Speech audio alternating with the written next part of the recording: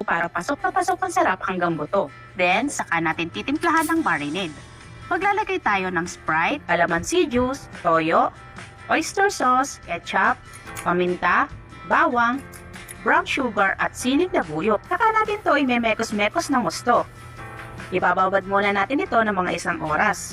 Pagkatapos mababad, ihiwalay lang natin ang mga marinade saka natin i-sear yung manok hanggang sa mag-brown. Ibabaliktad lang natin para ma-sear din yung kabila.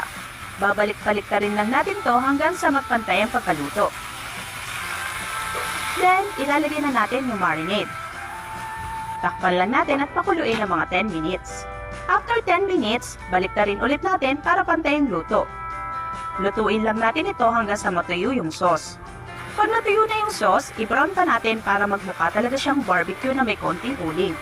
At eto na ang ating chicken barbecue sa kawali.